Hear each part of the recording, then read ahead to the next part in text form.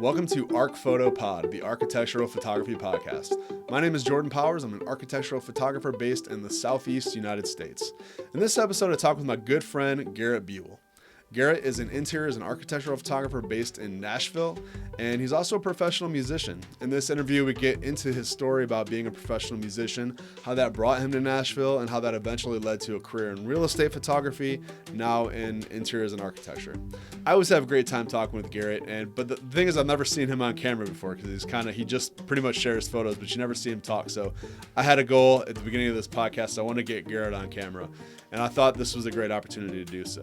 Also, just a quick reminder, if you've seen all of the episodes, you remember at the beginning I said I was only going to plan on doing about 8 episodes, and this is episode 8. That said, I don't currently, at the time of this recording, have any other episodes produced, but I'm not going to stop doing this podcast. I have to put it on pause for a second, so we're going to call this season 1, even though I hate when people do that. But I did give you a fair warning. We're only going to do 8 episodes at least. But I do intend on doing more of these. I'm going to have to do them later on. So please subscribe to this channel, this YouTube channel. And if you're listening to the audio only version, please subscribe to the podcast as well. That way, when new episodes come out, you can they'll start downloading immediately and you'll get notified. If you want to follow Garett on Instagram, you can do so at Garett Buell. That's Garett. That's 1 R and 2 T's. Buell. And if you want to follow me on Instagram, you can do so at Jordan Powers without the vowels. Enjoy this episode with Garett Buell. Sweet. Thanks for swinging by. Dude, thanks for asking me to come out. That's awesome. Well, I try to get together with you every time I come to town these days, and that is good. See, it's just a little bit of a sweet. That's the new thing, yeah. Yeah, a little bit of a kick. Yeah, I was trying to meet up with you at least once when I'm in town, but the last few times it's been some kind of like quick shoots, and I'm like kind of in and out because you are dark, man. I did the airport one night. Well, you saw the airport photos I posted of the sculpture. They were awesome.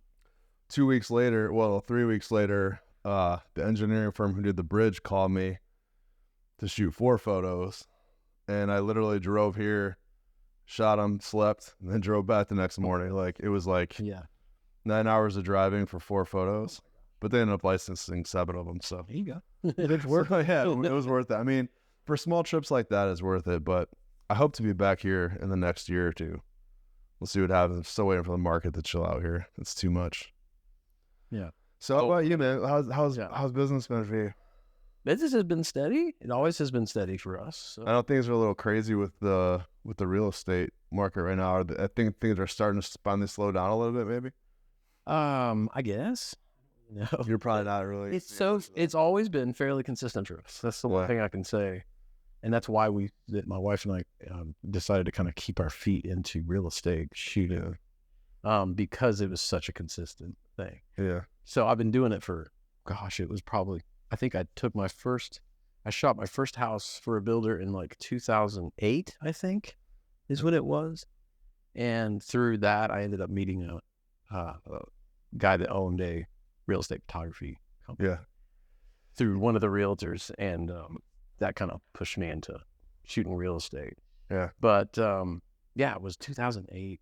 Well, and it's just been gangbusters since then. So I know your story because we've talked a lot, but just for people, because I think I'm probably the first person to get you on camera talking in regards to photography. Yeah. Okay. On camera. Yeah, on camera. I did a podcast with a good friend of mine who used to play guitar in my band. Oh, yeah? My wife and I did it together. It was a podcast called The Pivot. Okay. And it was about people that kind of pivot. You definitely pivoted. Yeah, Let's get into it. Let's get into it. So, okay. Where do we even start? I don't want to start with the music because, I guess, I don't know. Like, one thing I don't know is how did the music... So for those who don't know, you are a musician, but you're in Nashville because of music. Music brought you here, essentially. Yeah. So where did the music part of things start for you? Like, did that start early on as a kid or like? Oh yeah. Ever since I played my first drum kit when I was like, I think I was 10, almost 11, almost going into junior high. And right out, my friend and I got a key to a rehearsal space where this drum kit was down the street. And we went down there. We're like, can we just go play on your drums? He's like, yeah, sure. So you go in there. He's like, just don't play more than an hour or something. Be careful. And so we went in there and spent the whole hour. And I just remember we took the key back down to his house and we were walking back up our street. It was nighttime and I was like, I still see it in my head. But I remember I was just like, that is what I'm going to do. I was like, that is it. Figured it out. This was Houston, right? Yeah, I grew up in North Houston. Yeah. Okay. So, and that's all I pursued pretty much from that point on. In school, and then went to college, music performance. And you went to college for music performance? Where did you go to school? Sam Houston State University. Oh, okay. In Huntsville, Texas. Huh. And it was a good time to be there because the upperclassmen, it was a smaller school. I wanted to go to North Texas and didn't. But it was such a giant school and it was really overwhelming. Tons of students from all over the world. It was a really great, incredible program, one of the best in the world. But I ended up going to Sam and staying a little closer to home. It was a little cheaper. And it was a great experience because the music faculty and the upperclassmen that I met and became friends with were some of the best ever. So I got all kinds of personal experience with them and more hands-on because there was a smaller amount of percussion students, So it was a really great situation. But that led me to, I left right in my senior year and decided I was going to try to transfer to Berkeley in Boston, Berkeley School of Music. And right when I was doing that, I ended up meeting the guys at Caedmon's Call, out of nowhere. And were they weren't based in Boston? Oh, were they? No, I'm sorry. They were based in Houston. Okay. Got it. So I had moved back home and was going to try to save some money and work for a little bit and then go to Berkeley. Did they already form the band and you met them, or were you the band? No, they had just formed like maybe a year and a half, 2 years before. Okay. But it was super. They hadn't really started doing big shows like we do today. So I played with them the first 2 shows that they did kind of as we do now. And most of the band was solidified at that point. So I still consider myself kind of an original member. Yeah. So percussion, was it drum? Because you said you originally were on the drum set, but where did percussion come into play? Like, I mean, there's a difference between playing the drums and doing percussion. Yeah, so I studied orchestral percussion and military and all the formal training and stuff, and I really loved that. I had a point right before I left school where I had to make a decision where I was going to go orchestrally, classically, or I was going to go freelance, more, pop. But I loved pop music, rock music, all that stuff, and I loved jazz, fusion, all that stuff. So I definitely decided I wanted to go that route there and try to do sessions or live playing or whatever with whoever. I didn't know. But right at that time, I ended up meeting all the guys in Caedmon's and everything was kind of a whirlwind with that. It was divine. It was supposed to be divine intervention. And became best friends with Todd, a guy who played drums. Anyway, so I had studied all that stuff and I was always curious about world percussion, and I'd already kind of started studying that stuff myself. I studied tabla with one of the upperclassmen who studied Indian tabla in Toronto with a tabla player named Pandit Shahar, and got into that. And so anyway, by the time I had met Caedmon's, I was already my head was already in that world, and I was already kind of gearing myself up for that kind of stuff. So was that the music? Was the music at the time? Did you have to adapt to that, or was that the kind of stuff you were into? I mean, I know you were into the world stuff, but no, I just kind of did it align with your taste in music at the time, or there was something about them. That's why I liked them. Yeah.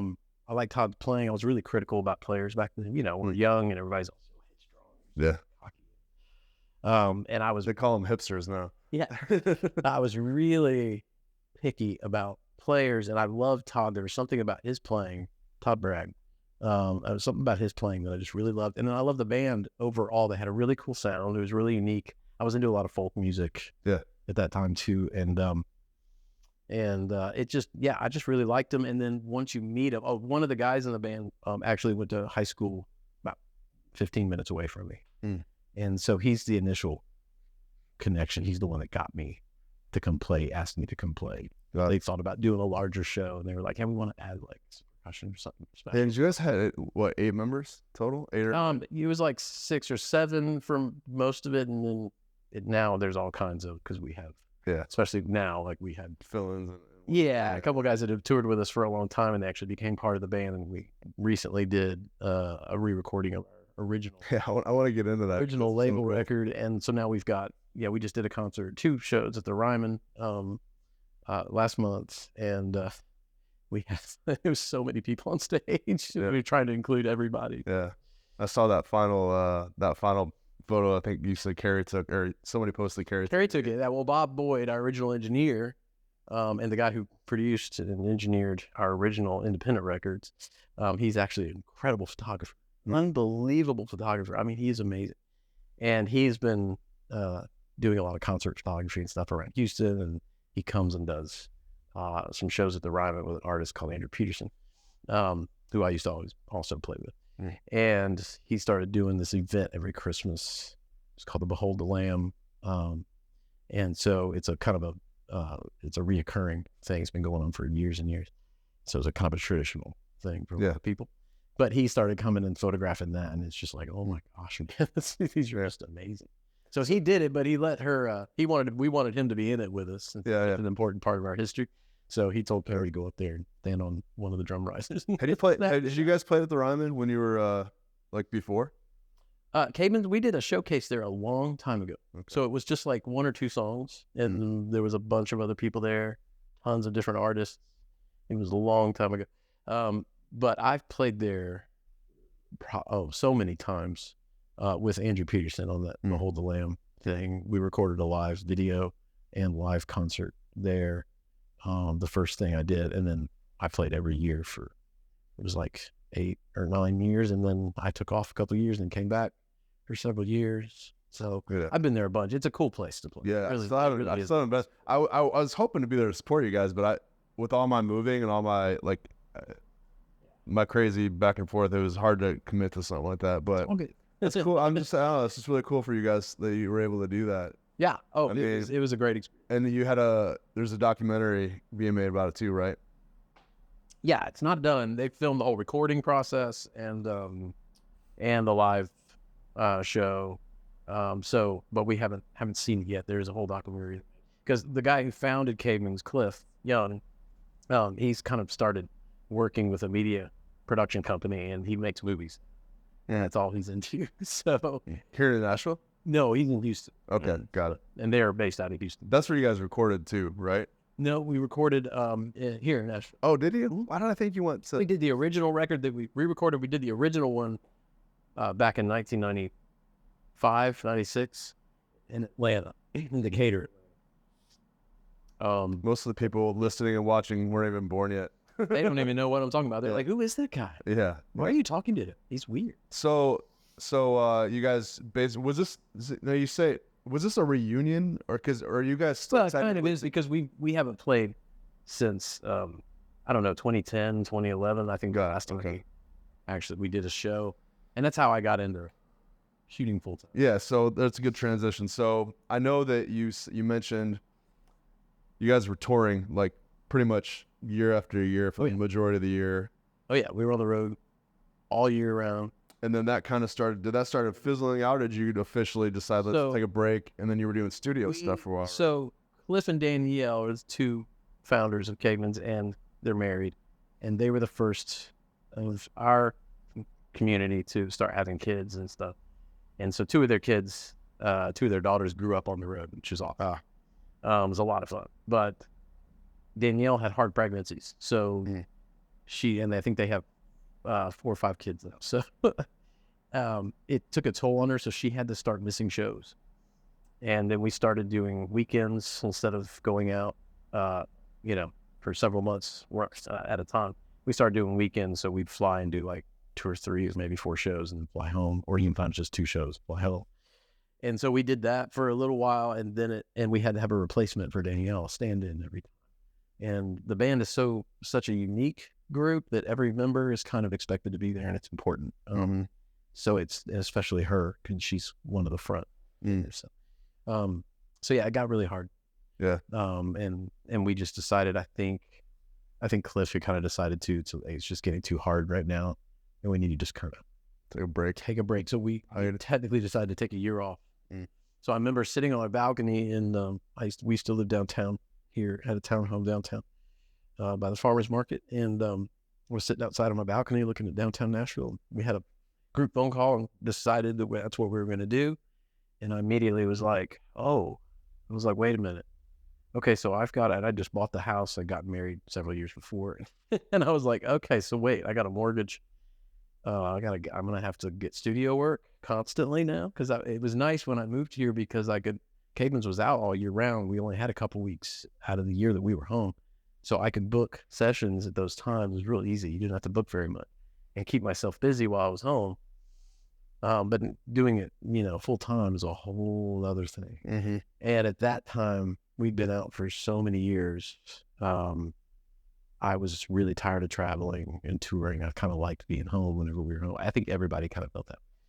And so I remember we were having that phone conversation, and I was just thinking in the back of my head, I was like, I've got to make a decision what I'm going to do. And it was right at a point too. There's a point in the year when the tours are kind of leaving and everybody's picking their band and, and then rehearsing and leaving. It was right at that time where everybody's left for the live stuff. And I was like, well, I don't know if there's a gig I can get on, let's just go out and make some money. So I'm going to have to look for sessions. And it just all hit me all at the same time. And I was like, there's got to be maybe something else that I could find to do. And there was a guy down the street actually at that same exact time taking pictures of the house. And I talked to my neighbors and I remembered that they said they were going to sell. And I was like, well, I guess that guy is shooting their house. I just assumed. I was like, I don't know why else photography would be out there. And so it just kind of triggered, because I had been taking a camera with me as we were touring. I had an old film camera, old Pentax. Yeah. And I'd buy hundreds of dollars worth of film because I didn't want us to worry about finding film on the road, finding a ride to, store or something. So I would buy all this film before I left, and then I'd come home and I'd have to take it all and get it developed. I didn't do darkroom. I didn't know what I was doing. And it just cost so much money. And I realized I can't afford this anymore. So I just started leaving the camera at home until one of my good friends came up and did a record, and he had just bought a Sony. It was a digital, Probably the original 5 meg. It was I don't know if they call it. It was a DSC F515 or something like that. I don't know. It was a silver, had a Carl Zeiss lens attached, and it moved up and down, or the body moved. Oh, that was the original Sony, right? Mm-hmm. Oh, yeah. Okay. Yeah, it was way before the album. Got it. I think. Got it. But he had bought that and for his business and brought it up, and he was here for about a week.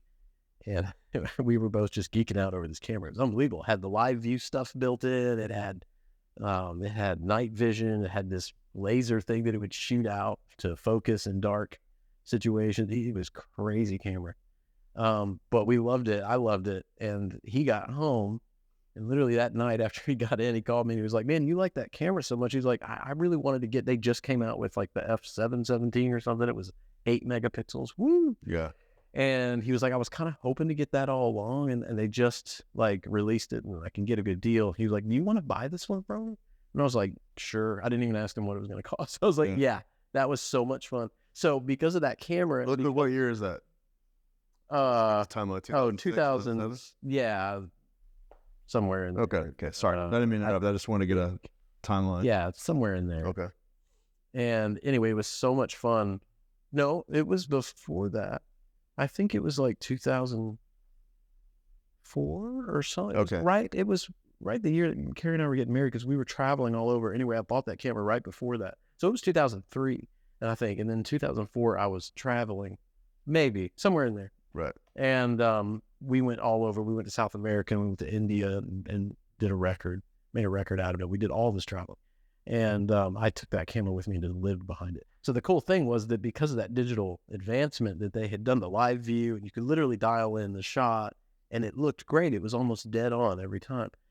And because of that, I was able to start putting all the stuff together. I could see how aperture and f-stop, all that stuff affected each other and changed the image and all the things you could do. And I was rooming with the band's longtime photographer, David Dobson. He was my roomie for a couple months of traveling around the world. And it was great because he's a full-on pro, he's an Nikon ambassador, kind of guy. And he was really encouraging because he saw how much he would have to tell me to put the camera down so I could go get in the pictures of the band. Mm. And he's like, give me the camera and go stand over there. I'm like, sorry. I was just having so much fun with it. I literally lived behind that camera because it was all clicking for me. And it was just all unleashed. And of course, you go to a place like India where it's just nothing but pictures everywhere, just the colors and, textures and everything over there. Everything's a photograph. It's just, it's overload. So I was just having so much fun. And that is what really started spawning a love for photography and understanding the camera. And so I started digging on my own to kind of understand what. Actually, I think, if David bought me a book. No, my parents had bought me a book on photography, I think. And I was reading it on the plane, and he looked over and he was like, let me see that. And he was like, well, the only thing I can tell you is just don't charge, too cheap for too long. Yeah. It was just actually really good advice. Sound advice, yeah. Very sound advice. Yeah. And I probably charged too cheap for too long. I didn't really follow it, but it does ring true. It's funny. There's a lot of parallels in our story. And I know we've talked about this stuff before, but, I was into music. I went to school for audio engineering. My goal was to play music, but I wanted to understand the recording process so I could record my own things. Yeah. I was in a band. When I was in the band, I acquired a camera, like a Canon Digital Rebel. Mm-hmm. We went on tour. I took it everywhere. I was the guy taking pictures, and I'm the singer in the band. So I'm supposed to be in the photos for sure. And you're the one, but I'm the one taking the pictures. Yeah. I set it up on we went to Colorado out west and everything. Or something. But everywhere, it's landscapes everywhere. So, and then to your point, you learn how all my friends had done photography, but it was all film photography, and I could never wrap my head around how aperture worked and stuff like that. So learning how that stuff worked, that's pretty much how I learned as well. And then eventually started turning into weddings and everything. So that's why I love digital. People talk about that, especially photographers that have shot film professionally, or they were really into it. I get it. My wife did that. She's threatened to set up a darkroom in the house at some point, show me how it's done, which I'd love to see. Yeah. She knows all that stuff, and she's amazing. But I love digital because it's what sparked everything for me, and it put it together. And the way I am, I love modern things. I always have since I was a kid. I was always into Star Wars, of course, at an early age. And I love anything futuristic and space, new. So I just loved the feel of digital and the way you could work with it. And then now where it is at is perfect because I just love the digital darkroom and stuff like that. But I tell people to just get into that whole film versus digital thing. I'm just don't know. It's all good. I just love the workflow. It's whatever you like. Yeah. It's whatever you prefer, whatever you're comfortable with. But to me, digital is the new Photoshop and Lightroom, and all that is a dark room. You're doing you're doing a lot more than you could. Yeah, just the same thing. There's a developing process, and it's still something you have to learn. I learned probably, I don't know, 4 or 5 years ago, Ansel Adams actually used to manipulate his photos as well. He would dodge and burn, just with, And there was even a guy before him that even did it. Yeah. Getting way back there. I'm like, oh my God. Well, that's how I learned a lot of it, way back. Yeah. And what's funny is all those guys used to, kind of like a lot of us do, they learn from each other. You know what I mean? Yep. They would learn different techniques and whatnot. So yeah, I don't know. But anyway, we rewound a little bit. You were talking about how you saw a guy shooting, and you were starting to kind of put two and two together. Strange. During that exact time, we were actually having a meeting about taking a year off for the first time. Yeah. My gosh, since the early 90s. That I saw this guy taking a picture of real estate, or taking a picture of the front of the townhome. We were in a townhome complex, and I could just see him down there. Watched him while we were all talking. And but I ended up, I think it's what kind of sparked something in my head. I was like, wait a minute. I was like, I love interior design. I love homes, residential properties. I love commercial stuff too, architecture in general. I always had a love of that. My parents used to take me on home tours after church in Houston when I was growing up, and I think that's where I kind of really liked it, because they used to take us down to the really nice neighborhoods and do all these tours, and you got to see some just outstanding, design.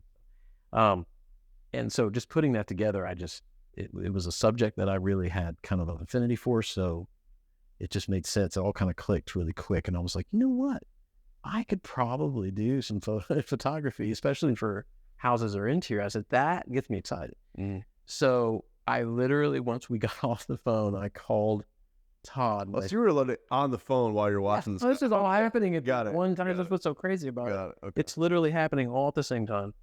Because because cavemen's conversations are just like our rehearsals and anything else. They go on and on and on. It's just chaos, and then it's something, and it's just the way we work. It's a lot of fun. But so we got off the phone, and then I called Todd, and I had helped him just about a month before, help him install some vanities into two brand new houses, really modern, really cool houses that his neighbor, who was an architect, had built spec home.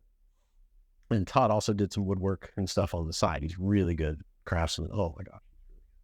And so I went up there and had helped him install these things in the dark. We had like stuff on batteries trying to give us light. And he had to hang these floating vanities, and they were beautiful. But so I remembered that, and I was like, hey, you know what? I'm going to need to have something to show people and I got to figure out how to do this. So I was like, hey, can you call your neighbor and see if those houses are empty or still available, and see if he'll let me just go in there and just mess around, do some photos or whatever. So he called me back within an hour, and he said, hey, I talked to my neighbor, and he said, man, that's great. You're totally free to go in there, and that he's been looking for a photographer, and he will pay you. And I was like, really? I was like, this is getting better. And I was like, hey, I just wanted to get, I just have something to shoot, and somebody allow me to go in there. I wish it was that easy now. And so I said, well, certainly. And then I called a friend in Atlanta, one of my wife's best friends, whose dad owned a print store, and they know all the arts community and stuff. And I was like, what do photographers charge in Atlanta? Like, say, and she was like, oh, it's like $2 something an hour. And so I was like, okay. And I was already coming from a recording. I had, money. I had a budget for, doing recordings and stuff like that. And I was kind of wanting to stay close to what I was doing, but I knew this was something I'd never tried before. So he was like, that's fine. I don't just like, and I went over there, and then I don't know what I did. I got to find those photos, because I have no idea why he would like the pictures. They were decent, but I remember I enjoyed working on them. I love the post-processing part of photography. I really do. It's where everything kind of comes together, for me at least. Yeah. And it's like actually drawing or something. I remember one of the podcasts you talked about when you were young, you were into art and drawing and stuff like that. I was too. And so photography for me is kind of a circling back to that whole thing in life, that initial love for art. And so photography for me, being able to do the post-processing, pull everything together in the post it feels like I'm kind of drawing and working with an art piece. Yeah. I'm able to actually paint the light and smooth it out and I can change it and do what I want to. It's just so much fun. I just love to see what's possible. But anyway, so I went over there, and he liked the pictures, and he asked me to go back and photograph the house next door. And then he asked me to go back and do some like details and some twilights. And I was like, whatever. So I kept going back, and we kept charging him. And then my wife and I were over there, ended up at one of the houses, or both of them, shooting like detail stuff and twilights together late one night. And we just stopped and kind of looked at each other, and we're like, this is a blast. Like, I can see us doing this. Like, we both, when we met on a compassion trip, artist trip to Ecuador. And so we met in Quito. And the first thing I ever said to her, I think, was, will you hold my camera? Because our photographer, David, was there. Or I think it was David that was on that trip, actually, doing photographs of everybody. And he was trying to get all the artists, at a certain location, in photograph. So I was like, can you hold this for me while we do our photograph? And then she was like, will you hold my camera? I was like, yeah. I think that was the first things we actually said. Pretty sweet, actually. Yeah. So we just kind of looked at each other. We were like, we could do this. Like, this is a blast. I loved it. Like, we were having so much fun. We were there till like 2:30 in the morning. We decided we were not going to charge him because we were just having fun and goofing around. We were even having to stop and plug in our batteries and stuff. Cause we were like, we don't have an extra battery. Like, what do? We got to wait and charge a battery and then keep shooting some stuff. But we were just having so much fun. So that was the first thing I ever did. And got paid for it. He was awesome. How did you right up? Did you like go and research how to do it for that, or did you just kind of? No, at that point, no. You just shot what you thought was interesting. A lot of it just has kind of come natural. I think I don't know why. I don't think I did. No, I knew I'd need a tripod, but I knew enough to know that I would. And that it's just natural. Like, comps came naturally to me. I'm sure I've gotten better. Yeah. But I remember some of the pictures weren't that bad. Mm-hmm. I need to look at it again. It's interesting because, like, you know, some of the first things that buildings that I shot were some restaurant. It was probably like 2 years after I started, probably 2007. A local marketing company hired me to shoot some restaurants that were clients of theirs, and I went and shot them, and like they look bad because like I was shooting in JPEG and I didn't know what I was doing, but like ironically it was funny, like the verticals were straight, and I didn't mean for that to happen, but they were. Yeah, I knew enough about that. The composition, but I didn't know anything. I didn't even know it was a thing. I thought I was just like used to like taking pictures of like people or parks or landscape stuff. Yeah, you said you did wedding photography. I did weddings. Well, this is before I did weddings. Oh, this is yeah. This is like my like some of my first paid things. Yeah. So anyway, it was just interesting how that all. I think it's because I spent so much time flipping through my parents' architectural digest when I was young. Yeah. Like I would read them cover for cover. I just loved the photographs and I loved reading about the projects. I just thought it was relaxing. And they also had like veranda and they had all kinds of. And then my aunt had all kinds of catalogs for home stuff, fashion, and a lot of the home catalogs just was amazing. Big, thick catalogs that she would get in the mail. She has so many of them. And I remember when we'd go to grandma's, I would just sit in the back by myself and just read through those catalogs because all the photography was so amazing. So I think a lot of that was just kind of ingrained in my head. And when I was young and when I was doing drawing, I loved perspective. Yeah. I loved kind of even modern type drawing. I was always drawing like spaceships and aircraft and, space scenes or whatever, something with a lot of rigid lines. Mm-hmm. That's funny. Same here. I used to have I think that's part of my I used to have these drawing books that had all the cars and like the futuristic looking things. And I just love the perspective. I love the detail. And I think that's always kind of just apart from my childhood. I took a career assessment when I was in high school at somewhere, junior high or high school. And one of the suggestions was architect, but, I was never, I'm not a numbers person, so I can't do that. So anyway, your first technical experience shooting spaces was for an architect. Mm-hmm. You got to explore, and you guys decided that, it would be something you guys could do for a career. Yeah. And so then we got a call and he said that one of his agents, he had a separate agent for each house. They were like mirror images of each other, but they had two agents, and one of them wanted to use the photos for the listing that was selling it. And I was like, okay, we were ready to charge rights. We knew enough to do that. And really, you knew enough of that? Oh, I guess you probably knew a little bit about licensing because of the music business. Yeah, music business, and then Carrie and her friends and stuff. Yeah, they had a lot of experience in marketing and just pulling together marketing for their band and just in history. She had an inkling about it. So we were prepared to, she said that she would pay into I don't know how we decided to do it, but she said, I'll pay whatever. Don't worry about it. We were like, great. But she was an agent, and I was like, that's interesting. I was like, and so I started talking to her, and then, she had made a comment in an email and said, after we told her what the charge would be, she was like, oh, well, I usually use this company and they give me everything and a video and a 360 panoramic and a website. For $100. Yeah. For $69.95. I think is what it was. Yeah. $69. And I was like, somebody's already undercutting the market. I was like, are you kidding me? But I started just looking into it, and I got the name of the guy who she used, and that's who I ended up working for forever. So what did you do? Reach out to this guy and somehow we connected. I think she sent me she included a link or his name or something, and we ended up talking eventually. And I was just feeling stuff out. One thing in the back of my head was that I did want to find something that was going to bring in consistent money. I was tired of worrying about having to get a gig to get paid. There's so many things between you and a check in the music business. It's up in the air. It's up and down, depending on what you're going to get paid. There's so much work. I just wanted something I could depend on a little bit better. So that was in the back of my head, making money. I was happy to entertain. So I was just kind of looking around and feeling out this whole thing. And plus I wanted to meet people that were doing that, and just get to know people. And so we ended up finally connecting. I think we exchanged emails and then finally had a phone conversation.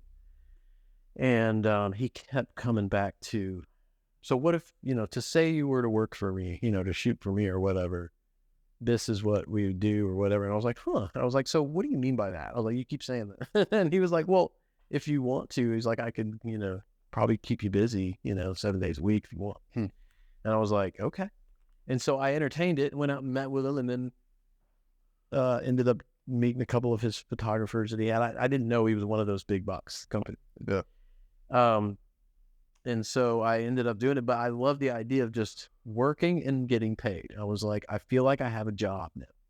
And he was really nice, and all the photographers were really cool, and he was so busy. Oh my gosh, so busy. He was like the guy in town, or like the company in town that everybody used. So I loved it, and so I ended up shooting for him, and then I would shoot 7 houses a day, 7 days a week, pretty much. Wow. And I did that for years and years, and probably hurt myself a bit doing that. Yeah. And then I would stay up till, 5 a.m. editing. You'd have to edit too. Well, he didn't want me to, but I was using that opportunity to grow. I was getting paid to practice. And I learned so much by just doing it every day, every day. He was awesome. That was a blessing to me, the way that whole thing happened, because I had that opportunity to get paid and keep making money and practice and just stay home and drive around town. So I would edit because I just wanted to keep working on the photos. I loved it so much. I was so into it. This boring houses, it was all processed to me, and I was learning how to do it. This is way back. So I was just using Lightroom. I didn't have any idea I didn't want to use Photoshop, so I didn't have to, because I didn't really know how. He kept saying, he's like, just send the photos to me and we'll edit it. I'm like, no. But because I did that, the photos ended up looking good, and we ended up talking. Him and I used to talk, and we would talk about what we were doing post-processing, and he'd pick my brain, I'd pick his brain, and I realized that he kind of liked it, and a lot of the agents did that time, because I was being able to manipulate some of the, it was still JPEG that I was shooting. Yeah. I was able to manipulate some of the darks and the lights, which was the hardest thing on those little, groundbreaking. Now I look back, and anybody post anything from that, I'm like, oh God, what is that? But for the time, it was pretty decent. But it was great. It really did spearhead me into just kind of learning the craft, and then I would do so many houses. We had to shoot so fast in order to keep schedules. Was HDR at the time, or what? Oh, that didn't come till later. This was just single shots with like a speed light overhead, and then I would do. He just wanted like one shot, and then one with a speed light or something like that. But I would end up doing like several shots. I didn't know about bracketing. I would just manually do like a couple different exposures just in case. So I was kind of bracketing, but well, I did kind of run into bracketing and found out about fusion and all that kind of stuff, infuse and and that Photomatics. Did you do I did Photomatics, and I actually liked Photomatics. There was a setting that you can use on. I can't remember what it's called now. Tone mapping. The tone mapping is like if you overdone it, made it look like clown vomit. No. No, there was a setting on there that was really natural. It was like called natural or something, and it did a great job. In some ways, it did way better than infuse. Like it would get details a little more right.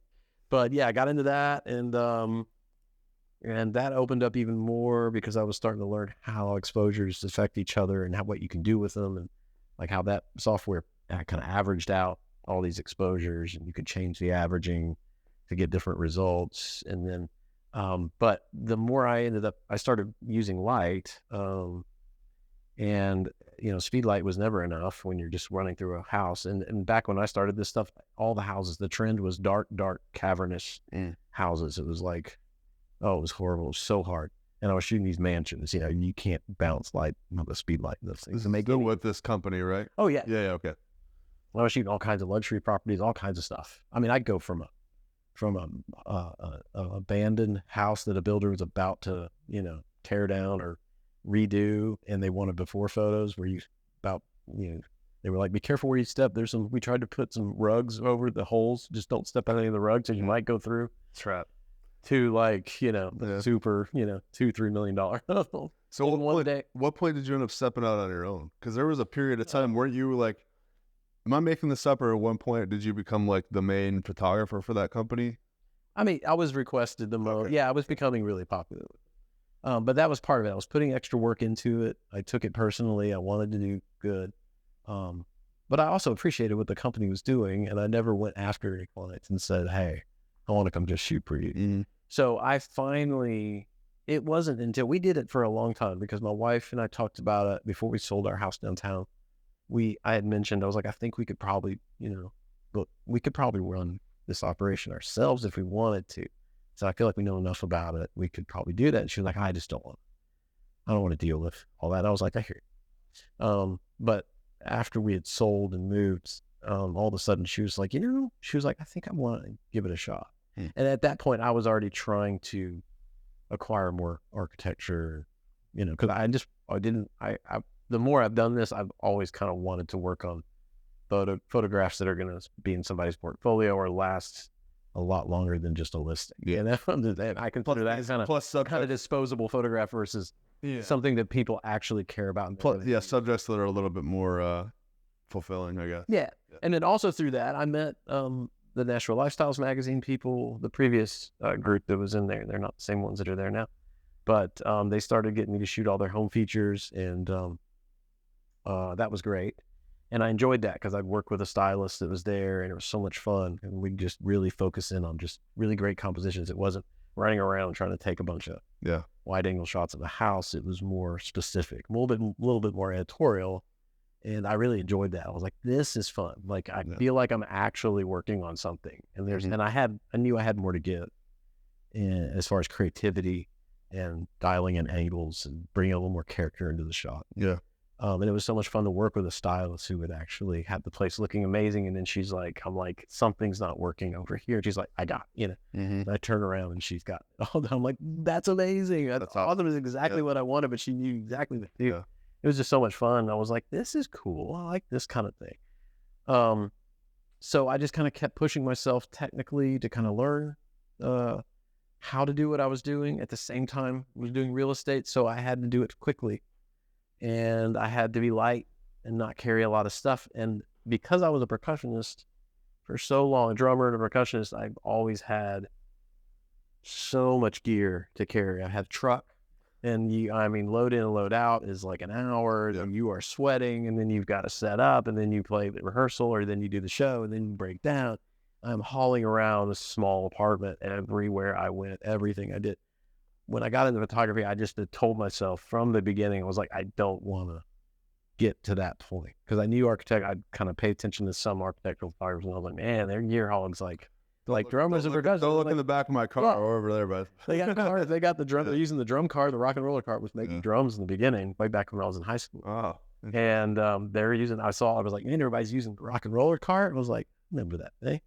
And I was like, I don't want to get there. That doesn't make me happy. Yeah. Because I love the idea of I could just kind of have the camera and the tripod and just roam around and just feel creative. So not to jump too far ahead, but are you still at that point in that mentality, or are you pretty, okay? No, I have a little bit more stuff than I used to use, but it's still my mindset. Yeah. I shoot everything the same way, and that's why I do it. And I use a lot of light, kind of a flamboyant style. If you're in the real estate world, you know that term. But it's not, because of digital, and it changed the work process. It changed what's possible. Wireless strobes, everything, wireless shutter release, all this stuff just changed the way it can be done. Mm-hmm. There are people that have done it for a long time that just want to do it that way, the old way, like light everything on site, get everything in site, which is fine if you want to do that. Yeah. I just don't think you need to. Yeah. I'd rather be on the site less time and then post more, because I'm more comfortable at home and I can be more creative and think and concentrate. When I'm on site, I want to get in and out and be out of everybody's hair as soon as possible. I don't want to spend more time than we have. That's funny, because I'm kind of going through that right now. Like I started out pretty minimalist, and then I've talked about this a little bit, but like I started to learn over time that like different techniques that required certain equipment. So you buy that equipment, and before you know it, you've got a car full of stuff like you're talking about. And just recently I was like, you know what? I'm going to just go to the basics. I just told you today, like we just shot like 6 projects in the last 2 days. Yeah. 90% of the time I was shooting handheld. And I used lights a couple times when I needed it. Yeah. But yeah, or just keeping it on a tripod if it was too dark. But like super minimal, and it's like I've got a truck or a car full of stuff, and I used 15% of what I brought. Yeah. But I had. Well, you never know. You might. Yeah. One thing, I don't carry. So, yeah, I've worked with light, and light changes the way you work if you use it to the extent that I do. I use a lot of light, and when I use it, it's always very powerful because I want the light to actually cut out the ambient. I'm trying to overpower the ambient no matter where I'm at, and so that I can recreate the light or add to the light if it's not a great time of day or not the time of day to shoot a particular room or project, which most of the time I don't get that luxury. It's hard enough for our clients to get access like to the property to get it done and to get it photographed before it's handed over or before people move in ugly furniture or something, or the homeowners are there and they've so graciously allowed the architect to come back and come in and invade their home for a day or two and have photographs done, which they don't really care about. A lot of them are just like, so it's really hard to get scheduling done that way. And so I'm just try to be available and they can get in. Have to create conditions. We make it work no matter what we're dealing with. And I kind of think that's fun. Yeah. It's kind of fun because you can always make great light out of something. I think if you know how, even on an ugly rainy day or something, I kill the lights and just, you can close some curtains or, whatever, and just create a little bit of great ambient. But then I can use the light to reinforce, or I can turn the light around if I absolutely have to. I can darken the foreground instead of flagging window. I'm not worried about glare because I can shoot strobe shots that will kill glare based on where the angle of the light is at, and I can just drop it in and close. Do you ever have an assistant on location? Most of the time, yeah, I do. Even for real estate shoots now, I have one of my photographers come because I'm too old to get through 5,000 square feet, and they want it all shot. Yeah. So I shoot the main shots. I take all the shots that I think they're going to market with. Yeah. And I'll have one of our other photographers shoot all the little bedroom and bathroom. That's really smart. They're probably not. My lower back started going to kaput. Well, you're lucky. I was just like, I can't. And it takes so long the way I do it. And if I do it, I want all the photos to look the same. Yeah. So I'm like, I was like, I just don't think I think it's easier if I just kind of can control the amount of work I'm doing, no matter what I'm doing. I kind of know how much I'm going to be shooting and how long it's going to take me. And then the pricing can move a little bit like this, but I'm still doing, I'm kind of controlling the amount of work instead of it changing each time, Yeah. Well, I brought you a little too far ahead. Let's back up just a little bit to where we were. So at this point in time, you were still shooting with this company, but you were starting to explore architecture. You were getting some work with that. What kind of happened from there? Because I mean, at some point you parted ways with that company. Yeah, I was just getting my schedule for the clients that I had brought on myself personally was getting a little too busy, and it was really hard to manage being available for this other company and manage my schedule. So we just decided, and my wife decided she kind of wanted to try running a business on our own. So we were actually deciding we were just going to put more of ourselves into our own company, which was always called Studio Buell. Called it Studio Buell because I always envisioned in the beginning I was still doing music. I've done like some compositions for Dow Chemical through a good friend of mine who works for Dow, and some other entities like that, where I'll just kind of compose music, or I still once in a while would do a session out of the house or something. Yeah. So you had like an umbrella. So I wanted to leave our company available for all the things my wife and I do. And she's also an artist, so she'll does painting and she wants to get a kiln and get into pottery and stuff like that. That's someday. Cool. But so it kind of is left open to encompass whatever we're into. That's why we call it studio. I like that. And then she started a real estate thing called We Heart Your Space. Yeah, I was going to ask about that. Trying to separate it a little bit. But, and she runs all of that. She's amazing. I love her. She's the only person I've ever known that's right-brained. For those who aren't familiar with the I Heart Your Space, or I Heart Your Space? We Heart Your Space, yeah. What's the overall concept? It's just real estate photography. It's just real estate. Straight real estate photography. And so let me understand. There's Studio Buell is not the real estate. It's the We Are Your Home. We Are Your Space. Yeah. We Are Your Space, sorry. And then there's just the Garett Buell is like your own. Pretty much. Yeah, we still use, I think it's gotten kind of blurred a little bit. Like people do equate Studio Buell with getting real estate or getting anything done. Because sometimes they'll credit, instead of my name, they'll credit Studio Buell. Got it. Well, but when a realtor is contacting your company, the real estate part of things, they're contacting We Are Your Home. We Are Your Space. We Are. I'm sorry. You'll get it. You'll get Yeah, it. I know. Well, you also just fed me whiskey, so. It's okay. We were attempting to kind of separate from Studio Buell because we were like, it's becoming, we don't want to be totally associated with it. Got it. Okay, so you parted ways from that guy, started your own thing. I don't want to fast forward too far, but you also, if you need to take that, you certainly can. At some point, you brought on some other photographers, you started growing. Yeah, so we parted ways, but at that point, we didn't have any intention of starting a real estate marketing company. Because the guy that used to work for, he thought I was trying to be with him or something. I'm like, oh man, if I'm not at all, I just, getting older now and I can't. I want to be able to give them all 100% to the people that I've been shooting for about myself, and it's a whole different thing. But then real estate, we kind of remembered that real estate was such a good, constant job. It created a bed financially and consistently for us that she would try to work it. And then she realized, we were getting, when I left that company, it was great because I didn't call anyone, but they started calling me. Almost all of my clients started contacting me. And I was like, I'm not working for those guys anymore. I just can't. Then the change. And they said, we don't care. I just want you to shoot my photograph. And I was like, well, okay, I'm also going to charge a lot more. And they were like, with us. And a lot of it was luxury stuff, so they had a bigger budget for us. So I ended up still kind of in real estate, but it was on my terms. Yeah. And then that just grew where we ended up getting so many calls that my wife ended up we had to look for other photographers because we was like, we either just turn away everybody, because I was already starting to get tired too. I was like, I can't go out and shoot every day. I can't do multiple shoots every day. And my process was getting longer because the more no matter what I was doing, if it was just real estate, I was having fun learning and growing and shooting spaces. And I just wanted to create great photographs. And so my shoots would take longer for me to get longer. Yeah. And still the clients stuck with us. They're great.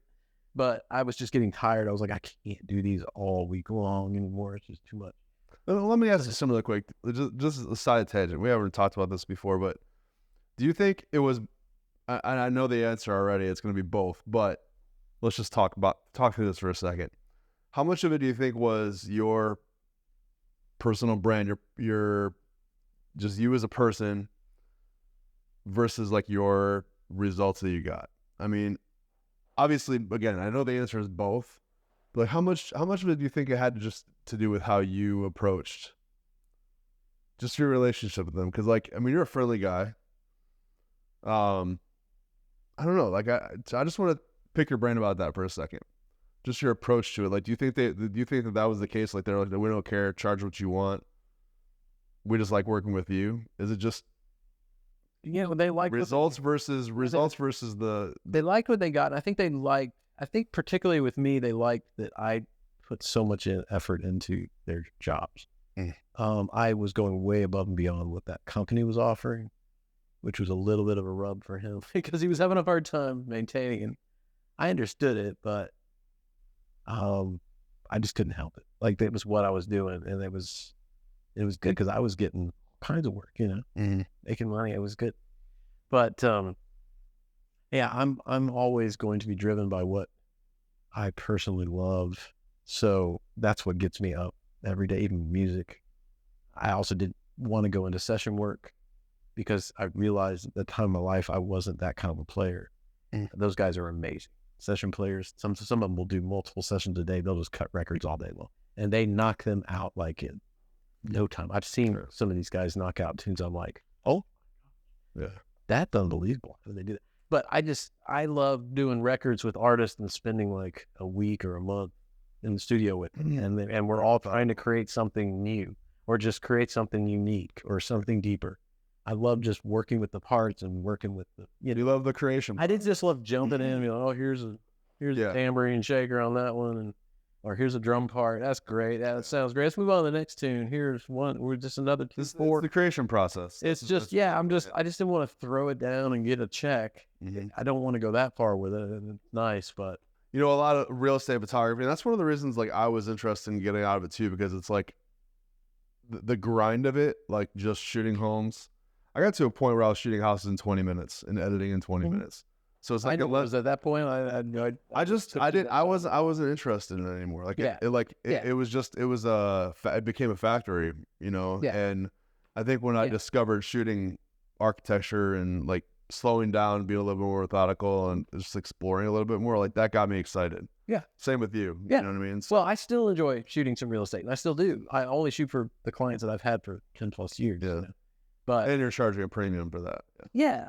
But I still enjoy going into just a basic home or whatever it is, knowing that it's a real estate listing and being like, what can I do with this?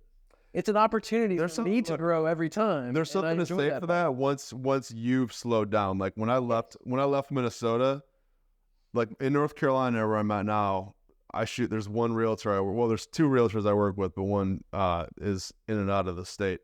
There's one realtor I shoot with. She's cool. She's a friend of my aunt's. Like she introduced me, but she sends me everything she has, and like I shot a double wide, but I shot the hell out of that double wide. But it was in the mountains, It's like and then I shot but I've shot like some really nice houses for her. But I just, to your point, I enjoy the process. Let's see what I can make here. Yeah. Let's throw a tilt shift in this double wide and see what happens. One of our photographers recently shot an old house from like this early 70s maybe that had not been touched. And I used to see a lot of those around here, and I actually would love it when I got in those houses because you would see it's like the shag carpeter in the bathroom around the bathtub, like crazy stuff, paneling on the walls, still stuff I grew up with. But they shot it and did a great job, and I talked to them and was like, man, you really knocked that out. And like Karen and I both miss running into those kind of houses, because I just still enjoyed it no matter what it was, even, but that's the same thing I was always doing and I do today. And that's kind of what led me to people wanting to call me personally and keeping business consistent. Like, and I'm a little different than most people I've met that are architectural photographers that have maybe not ever done real estate or whatever. I still love being home.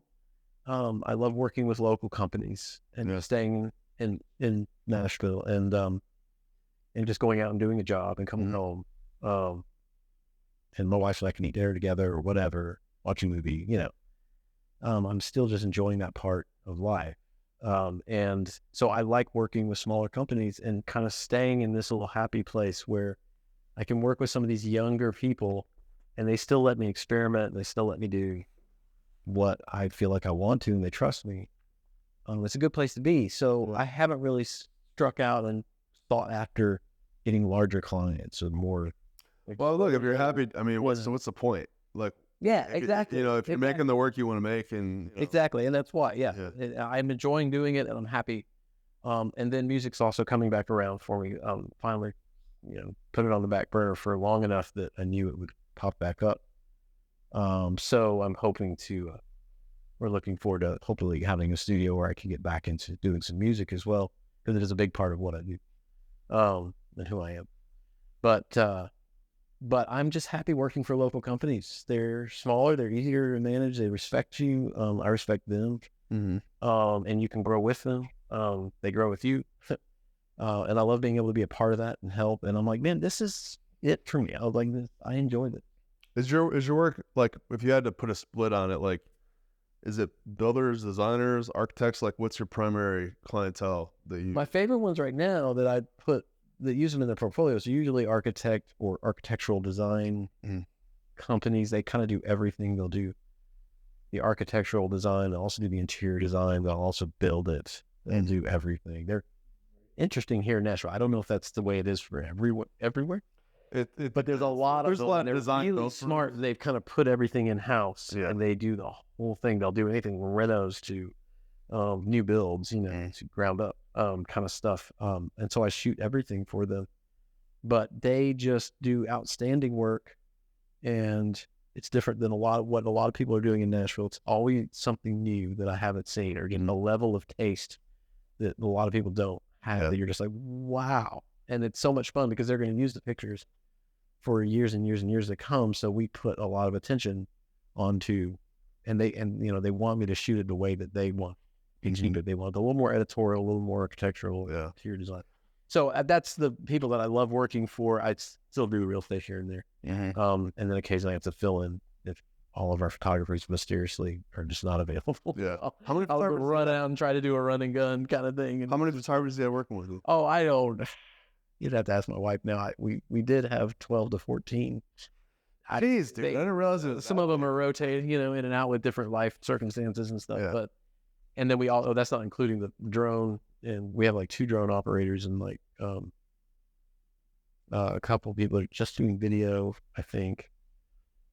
It's become a bigger operation, and we're still looking for people because we've got to find that happy space where we've got somebody available. So I was thinking of like 3, maybe 2 or 3. I didn't realize it was that much. No, and then I took I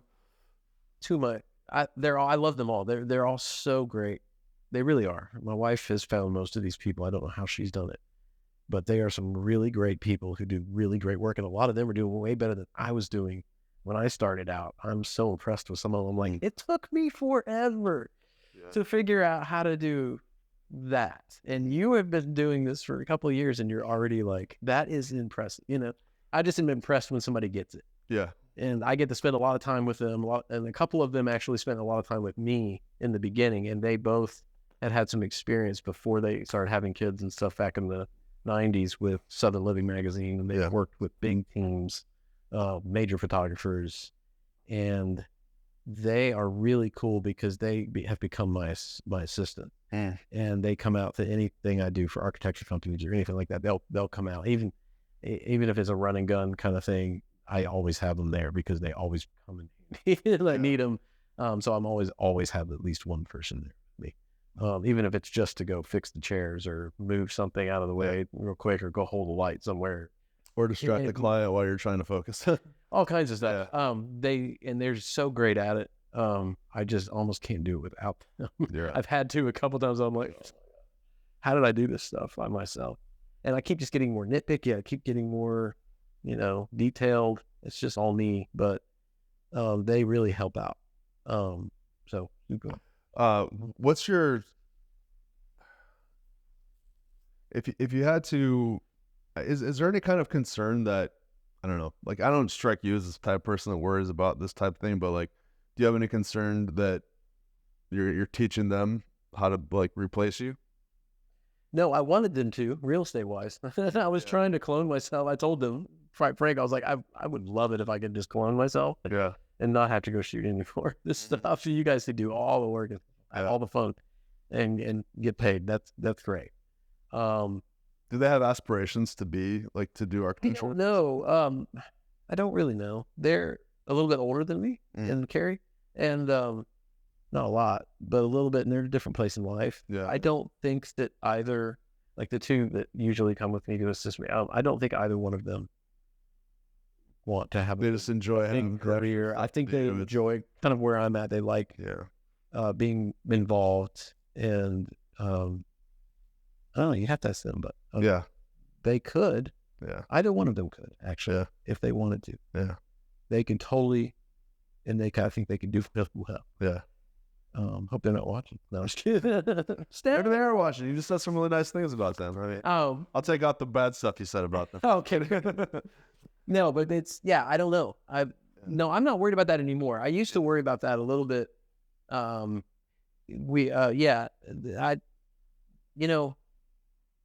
Doing this thing, there's like in real estate, photography, like you were talking to Art and Lauren about how real estate photography, there's like these systems and everybody kind of learns how to do it, and almost anybody can do it. Yeah. And that's true. It's become this box mentality, kind of like anybody can do it. But to do anything well and to go beyond that and be creative with it is a personal thing. Yeah. It's an individual thing. Even given the same tools and shown the same process, send somebody to Lightroom, Photoshop, and have them comp a photograph. They're going to do it differently. Yeah. Unless you just sat back there and nitpick. But if you set them on their own and said, okay, I'm not going to go to do this, but you're just going to go, I've never even seen the place, let them do it. They will probably try to do what you told them to do, but you still would look at it and go, I would have done that differently. I would have done this a little differently over there. It's such a unique individual thing. Yeah. That given the same set of tools and know-how, I think every person's going to create a different photograph. I think it's easy to create a real even, clean, overlit, like real estate photograph. Yeah. I think you can learn. Especially if you watch all this. You can almost send it through an app now. I'm surprised they don't have the real estate app all in one click. Well, they've got editors. You send them off to Vietnam. Kind of the same thing, yeah. And they all look the same somehow. Yeah, they've got a book they're all sharing. I don't know what it is, but they've got a course or something because they do one thing and they will not do it a different way. They don't understand. I've tried a couple times with some of those cheap editors. I'm like, here's my process. If you can just do this with the exposures I sent you, here's the picture. I did one for you. You can do that. They just have no idea because they don't understand Photoshop. They don't understand it to that degree. They just understand how to do the process. But I think anybody it takes the individual to be creative and make the choices. And you have to see the photograph to be able to create the photograph. The biggest thing for me is it takes me a while to transition from one style and maybe improve upon it or change my style. It takes me a while because I see the photograph in a certain way. And it's hard for me to see it in a different way and let myself create that. When you're shooting, are you kind of editing in the back of your head? Like you kind of have an idea? Oh, absolutely. Yeah. And that gets me down to, I tell all you guys when we talk, because I really do. I do the same thing. It's so freaking mundane. It's almost monotonously boring. Yeah. But over the years, I've tried so many things, like we all have, but I've tried so many different techniques and I really have whittled it down to the same thing works every space, pretty much. Same few things will get you the same results if you know what you're doing. If you know what you're going to do with it. How often are you shooting without lights? Yeah. Never. I mean, I think maybe once or twice I've taken two ambient photographs. I just posted one. My last post, there was a staircase, and I was like, I did light it. I didn't use any of the lights in editing. I was like, it looks great. Yeah. I don't care. I'd rather make that decision later, though. I don't want to sit there and stare at the camera. Is this going to be too much? I look at certain things to make sure that I hit the light and I killed the glare, or if that I darkened it enough if I needed to turn the light or the light was in the right. I hit one of the right spots because I do it really quickly. I don't usually tether. Well, I can't remember how you worded it earlier. Yeah, sorry to interrupt. I can't remember how you worded it earlier, but you said something about like you prefer, I don't know, like being at home, like that's where you feel like, I guess, the freedom to create. I can't remember how you worded it. I'm being dramatic, but there's something like that. And I understand that to an extent, you know. I prefer to be at home and concentrate and not be distracted and have music going and have my coffee and be comfortable and make all the decisions for the final photographs, to put it all together, to bring it all together and experiment a little bit, give myself some freedom to actually change the idea a little bit or see how far I can push it. And I've done it so long the same way that I kind of know how I'm working. Even on site, it translates to later. Because I think I was on one of Barry McKenzie used to do a live thing during COVID years, late at night, and me and somebody on there was commenting that they were like, "Does it matter what you get on site or something like that?" And me and Andy McPherson were both going back and forth on, yes, of course it does. If you don't get the good data on the shoot, you're not going to have good data. It's hard to recreate out of nothing. Yeah, it doesn't matter what you're doing. Oh my gosh. So I'm getting on site what I need. I call it data collection most of the time. Yeah, well, that's a good way. I'm just there to get data. I'm just collecting the mining data, and later I'm going to actually call this thing together. So I don't even tether most of the time. I did on a couple of these latest architecture shoots when I had two assistants at the same time, and they were both doing we were really complicated spaces with a lot of glass, a lot of glare, a lot of stuff going on. So I had them working lights and working together, and then also modeling any shots. And I just needed to stay put and pay attention to what we were doing. But usually I will shoot a bracket. I'll align the camera, and that takes a while. I'll try to be really meticulous about that. And then we'll set everything. That takes a lot of time. then I'll usually just, get a bracket and I'll run around and paint light where I think I'll need it. And that goes quick for me because I know kind of how I'm going to use the light and what I need to do in each situation. But it happens really quick. But in instances where I know there's going to be some challenges that are going to take a lot more time in post or just need to be taken care of, I'll tether a little bit and be paying attention to what we're getting, how we're getting it, and make sure I've got everything. Otherwise, I don't see the need for tethering. It just slows me down because I just kind of know. Yeah. But yeah, I just rather be at home, rather not be on site because we all get tired and we get hungry. And we're like, and makes for a long day sometimes, man. I mean, I don't want to spend that long. It's just too much after a while, and then I'm creatively kind of spent. So I do start to split things up. If it's a larger job, I'm definitely are taking a couple days. One of these last ones downtown took probably about 3 days. You're doing like 100% residential, right? Do you do much? Well, this was the one I'm speaking of right now was a commercial space done by an architectural company, and I do shoot that. I just get more residential. I actually love residential. There's something about homes, the warmth of a home, the whole idea of a home that I just love. I feel so comfortable there, and I get excited about just being in that space. It's hard to get that in a commercial space. It's just a different look too. Than you go for, and I just love the subtlety and the warmth and the drama that you can create in a home rather than a commercial space. But so what's I mean, you have the real estate company, you've got 13 photographers. It's just going to keep growing. You're going to keep on doing this. I mean, like what I know you're getting back into the music a little bit more. You kind of suggested like as you're starting to do more of that, is music kind of like I want to. I know that myself it's kind of bottling up. There will be some. I don't know what exactly, but there will be. Well, I know you've talked about like having like you have kind of have a dream to have a house that like has I would love that stuff. I also want to get into studio photography. Tony Rosalind got me kind of into that. He's so good at it. I've talked to him a little bit, and I think he's getting out of it, or he got out of it. But it just seems interesting to me, and I'm like, I could have a space, and it's a lot of the same techniques that architectural landscape guys on a smaller scale. Well, you're just able to control the whole thing, and there's a lot extra stuff. But that's the stuff I'd like to learn. I think I could do it.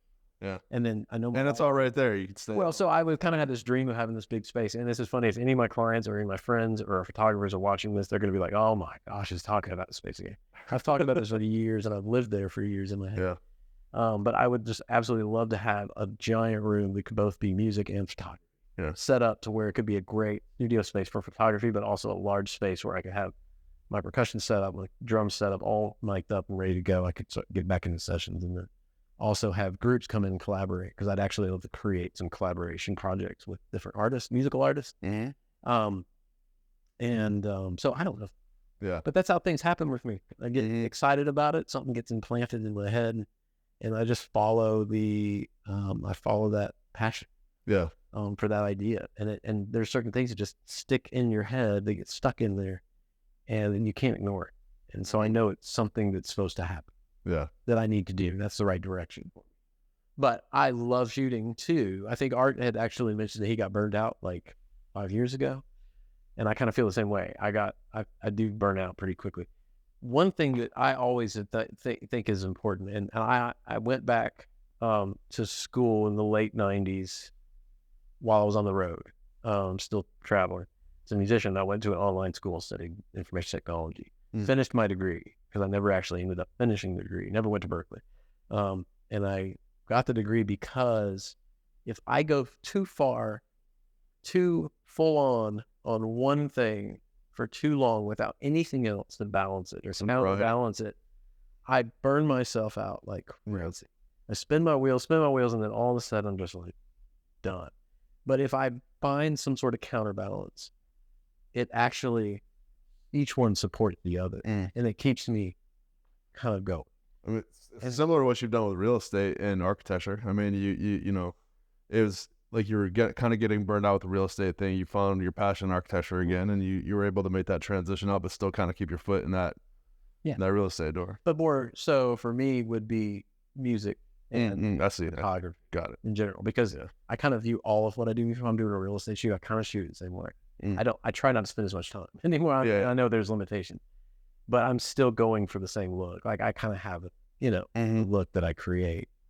But music is such a counterbalance to me, where it's very similar. We could do a whole podcast on this. It's very similar. But it's very different in the aspect that I'm using different tools and creating audibly rather than visually, and using a whole different set of tools. Yeah. But they would balance each other out. So school for me back in the late 90s, when I went back to school, it took some of the monotony out of the road, because after a while, when you do that many shows a year, we did hundreds of shows a year, it just becomes more like just every night's the same, every day's the same. It's important to put variety in your life. Yeah, I mean, like, absolutely. on somebody Especially for creatives, especially for creatives, because otherwise we'll just get in our own heads, and you just kind of live in the same little photograph over and over and over and over and over. Yeah. And I just need something to break that again. But each one kind of pushes back to the other. I do this for a little while, and I'm like, oh, I'd like to try that, or like, I can't wait to get out and just get to another project and get my camera out. Today I we shot at an arena, but part of the shoot was in the they have there was an ice rink attached. There was part of the arena or whatever. So they had a whole back system that was like just for the cooling and the I don't know what the terminology is, but to manage the ice essentially. Yeah. Like keep the temperature down. Yeah. But I was like, this is sweet. It looked like Super Mario Brothers back there. There's just pipes everywhere. Nice. And it's like, it's not a pretty little house. It's not like a cool, well-designed architectural shoot. It was just super industrial. And I was like, hey, this is kind of neat. It's a nice little change of pace. I'm excited to shoot the things that I'm shooting. Oh, yeah. I'm getting paid well for it, but to change it up from time to time is... So you can do that. I always consider that. We talked about it a long time ago. You were like, we were hanging out with Ford Photographs, and you were like, do you guys ever consider yourself to have like imposter syndrome or anything? Oh, yeah. Remember? And we both were like, yeah. I actually, and that's before I knew it was like a term. It's so trendy now all of a sudden. But I've always felt that way, especially with photography. I've always considered people that have done weddings, and people like David, the guy who, shoots artists and travels and shoots all over the world and everything, to be real photographers. My wife is a real photographer. I have always considered myself a hack because I kind of figured it out. But at a certain point, you realize you've spent enough time on this and you have your own feelings towards it, then you are a photographer. It's okay. You can call yourself that. I still consider them real photographers, because if I have to shoot, somebody I'm going to do a portrait headshot or something for somebody, which I have done. I try not to. But if I do it, I'm always like, oh my God, how do I shoot a person? Like, okay, wait, where am I going to, I feel like I just had never used a camera before. I'm like, wait, I have to think through it so much. And I'm like, oh, that's lame. You just said something that I've like never really considered before. Like, if you have, how did you word it? You said like, I have feelings about it. Yeah. Like I've never thought about that before. Like, that's a really good way to kind of define it. Like if especially in the real estate photography world, you can purchase a course, learn a formula, and shoot. Yeah, right. But like, do you have any kind of feelings about it? Yeah. Oh, well, aside from the business. That's what separates real estate, in my mind, from people that are serious about doing real work for architecture and designers and stuff like that. I think there's a lot of great real estate photographers out there that only shoot real estate, but they're unbelievable. And they just want to shoot real. I mean, Mike Kelly does a lot. A lot of his stuff is with Fluss Development or something. They're real estate. Yeah. Like, a lot of that still is super high end, and they're using it in a very different way than the majority of people will be used. But that's what separates the people. Once you become, kind of in tune with what you're doing to a point where you actually develop your own technique a little bit, or your own feelings about a way a comp should be, or the lighting should be in the photograph, or whether you want to be more vibrant or more subdued, or have a tone map look. I mean, whatever. Not tone map, but I know what you mean.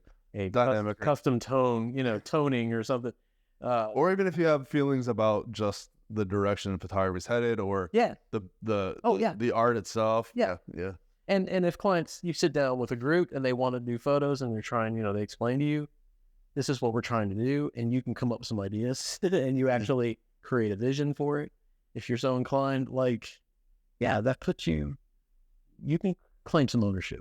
Yeah. A little bit, I think. Because even artists that I would consider real photographers, they can shoot anything, and I think, their photos are good. They'll just be street photographers or whatever to go around. Even those guys can just click, and they're just like, I don't. I'm just shoot it, and it's like, it's okay. But I think they're amazing because it's like a second nature to them. But I think even more so, no matter what you can do with a camera, just like musicians, it doesn't matter how many chops you have or what you can do or how much you can do or how fast you can play or whatever. It matters that you have a total vision to accommodate the job you're on or put you in a trajectory, forward. You can see down the path, like you have an actual thing. And I think that's really hard for a lot of people. That's pretty profound, man. Like literally, as you're saying that, I'm like reflecting like what I was going through, like when I decided. I mean, there's a lot of factors, but like when we decided to leave Minnesota, like I didn't really digest a lot of that, but it's like that's part of it. It's like the work that I was doing. It was like it had become a like just mostly real estate photography. It had become like it was just a job. It was like a process. It was a factory. Show up, shoot 20 minutes, edit 20 minutes, deliver, done, on to the next one. Yeah.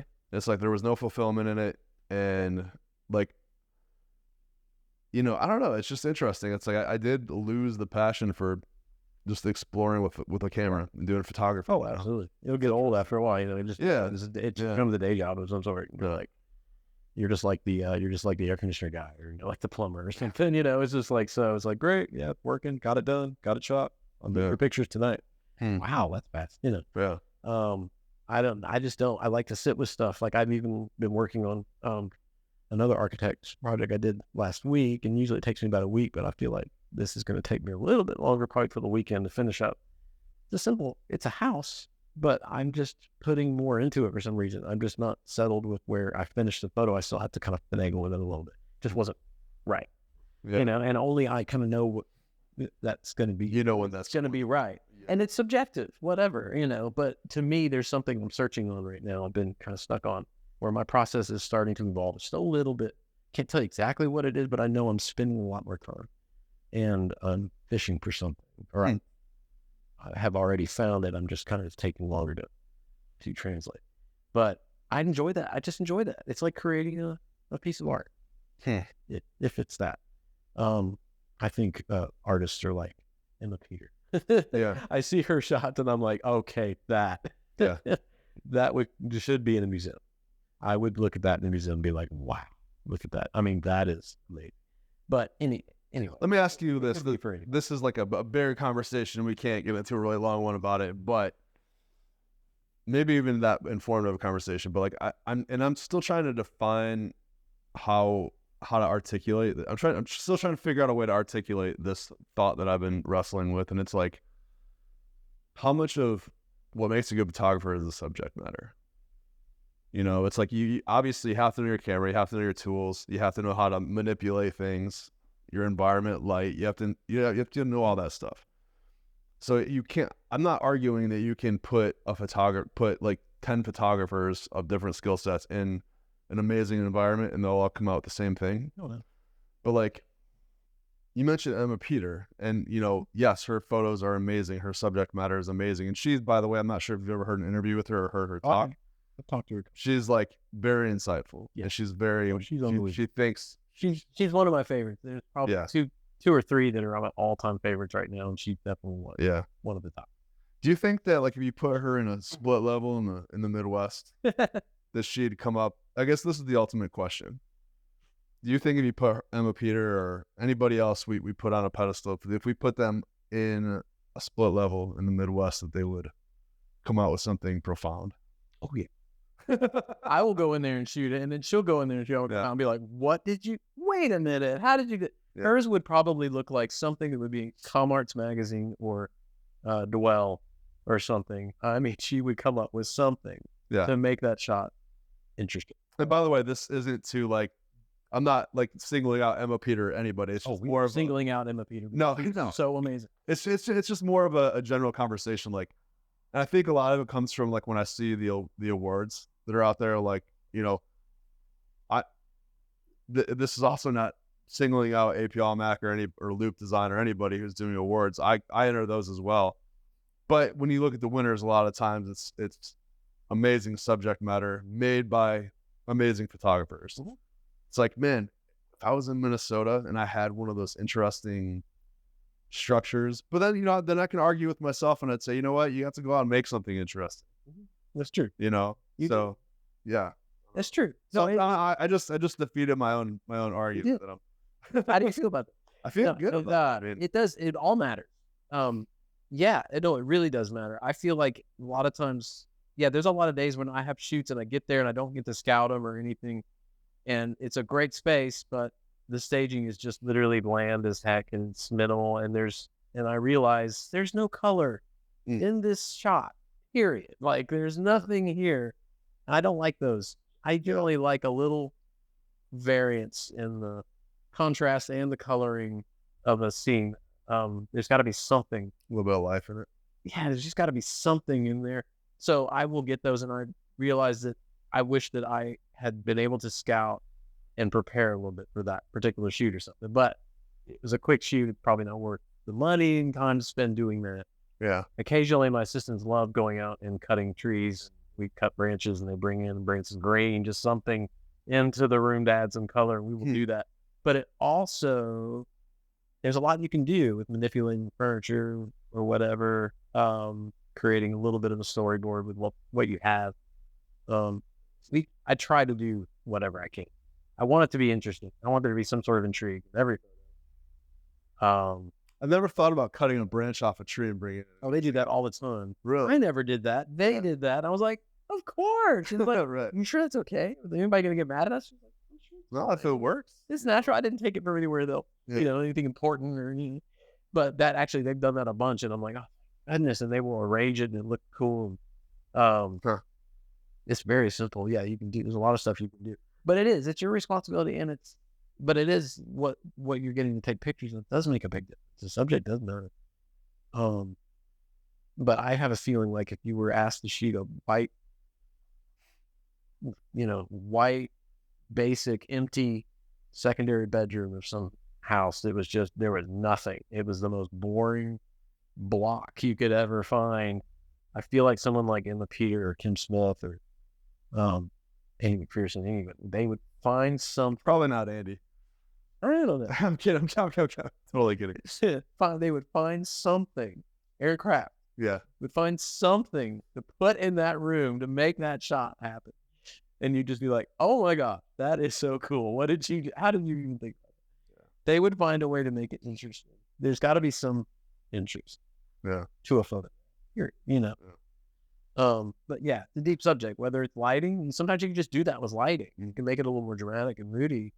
A lot of times if I get a bland house, and a lot of times I don't scout. I just we get stuff scheduled and I just go. I know what I'm about to walk into usually. Yeah. Because I have a lot of the same clients, which is a good thing. But sometimes you wish you had that time and you don't. But a lot of times if there's nothing in there to work with, sometimes you're just not staging minimal, or they use the homeowner stuff and they were hoping it was going to look decent, but you're like, when you're there, you're like, oh, I don't know. But a lot of times you can use light. And I love using my light to be able to compensate, but you can create some mood or some interest just on lighting it to make it dramatic. I think the eye just needs somewhere to go in any photograph. Yeah. No matter what. So even if you're given a really bland subject, you have to direct. It's your responsibility. I think you can find a way to direct somebody. And I probably fail at that more than anything. I still am of, the habit of overlighting stuff, using wanting to see a little too much light on stuff and flattening. It's just my own not version of myself, my own take on myself. Yeah. But I'm headed that way. Like I'm feeling more comfortable, actually letting things go. Well, like you said earlier, like there's one you're working on now where it's like you're you're wrestling with something. And you're trying to find. Like I shot kitchens like this. Yeah. Or well, I'm still in the kitchen editing process, but I've shot these many times, and for some reason in particular, this like there's something I'm doing that's a little different than what I usually do. That's good, man. But that's how you grow too. You know, that's how you learn new things, and it's like, and it's great. Like you can feel like you've shot everything and you've seen everything. yeah, And then all of a sudden something will pop out. Yeah. At a session, and you're like, well, this is actually unique. It's like I've never had these many different types of pictures to work with to keep light on, or never had this. I was at one for another architect design company just a few days ago, and we were downtown, and I don't carry, so I'm all about my light and not having to block the flag windows, and I don't carry flagging stuff, which I've always told myself, you better carry it even if you don't think you're going to use it, and I never do. But I will now. It's going to go in the car, so I'm adding it nearly just to have. But it was a very unique situation where they had this. I don't know if you've ever seen one. I've never seen one. It was called a bubble wall. And it was like those, remember those games you used to play when you were a kid? Do you remember those where you push the thing and it would, the water would put the little ring or something? Hoop, yeah.